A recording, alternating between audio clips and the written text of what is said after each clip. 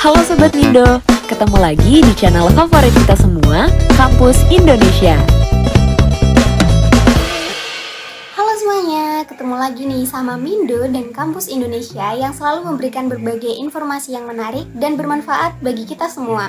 Sebelum menonton video ini, jangan lupa untuk like, komen, dan juga subscribe, dan nyalakan lonceng notifikasi biar kalian gak ketinggalan informasi menarik lainnya dari Mindo dan Kampus Indonesia.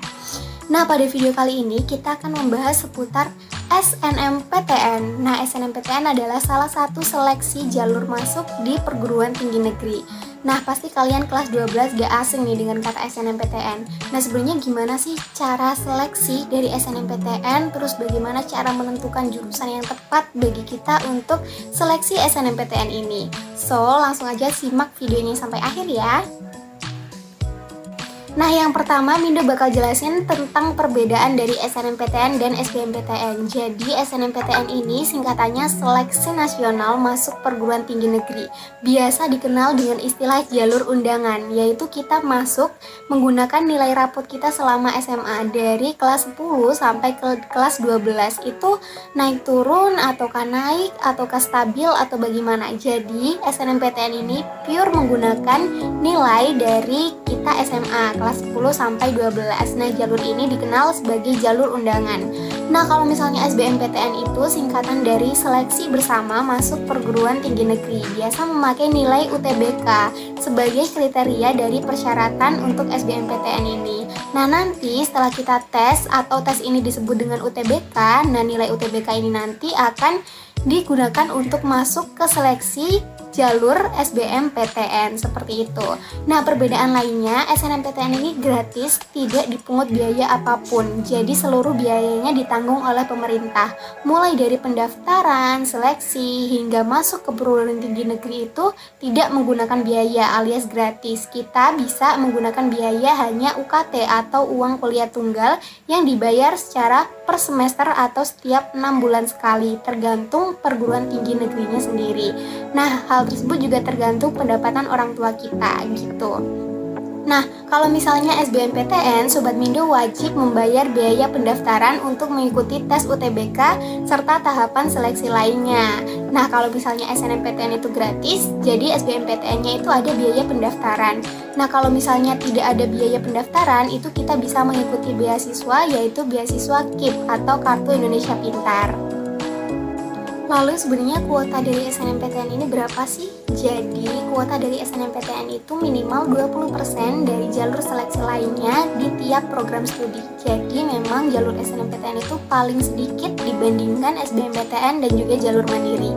Maka dari itu siswa yang dapat mengikuti SNMPTN hanya siswa-siswa yang terpilih. Jadi siswa yang memenuhi syarat atau masuk pemeringkatan yang dapat mengikuti SNMPTN. Jadi siswa yang terpilih mengikuti SNMPTN biasanya merupakan siswa eligible. Nah, pemilihan siswa eligible sendiri dilakukan berdasarkan pemeringkatan dari pelajaran dan kelengkapan data siswa selama sekolah. Namun, perlu diketahui jumlah siswa eligible tiap sekolah itu beda-beda loh. Jadi, LTMPT menentukan sekolah berdasarkan akreditasinya. Jadi, kalau misalnya akreditasi sekolah makin bagus, maka makin banyak yang bisa mengikuti SNMPTN. Lalu untuk ketentuan jurusannya sebenarnya gimana sih? Jadi untuk ketentuan jurusan dari SNMPTN pada tahun 2021 ada 2 program studi yang bisa kalian pilih. Dari 1 atau 2 PTN. Kalau kalian memilih 2 program studi, salah satunya harus berada di PTN yang berlokasi sama dengan sekolah asal. Namun, jika hanya 1 program studi, kalian bebas memilih PTN manapun. Nah, untuk jurusan di SNMPTN itu berdasarkan prioritas loh Sobat Mindo. Jadi, pilihan pertama harus lebih tinggi daripada pilihan kedua. Jadi, sesuaikan dengan minat kalian masuk di urutan pertama dan kedua itu pengen banget yang mana gitu. Lalu, apakah SNMPTN ini bisa lintas jurusan? Nah, bagi kamu yang sering bertanya tentang hal ini, sebenarnya bagi LTMPT menghimbau agar kalian tidak melakukan lintas jurusan. Namun, jika kalian ingin tetap kekeh untuk lintas jurusan, maka perhatikan dengan baik kriteria PTN yang kamu tuju. Nah, setelah melihat video barusan, tentunya kalian semakin paham ya tentang SNMPTN dari pendaftaran dan juga seleksinya. Nah, selamat bagi kalian siswa eligible yang terpilih untuk dapat mengikuti jalur SNMPTN. Nah, buat kalian yang belum berkesempatan untuk masuk di jalur SNMPTN, tenang aja, karena SNMPTN bukan jalur satu-satunya untuk masuk kuliah atau masuk ke perguruan tinggi. So, semangat terus ya buat kalian untuk pengajar PTN atau perguruan tinggi lainnya. Sampai di sini aja video Mindo kali ini. Jangan lupa untuk like, komen, dan juga subscribe, dan nyalakan lonceng notifikasi biar kalian gak ketinggalan informasi menarik lainnya dari Mindo dan Kampus Indonesia. Bye-bye, see you on the next video, Sobat Mindo.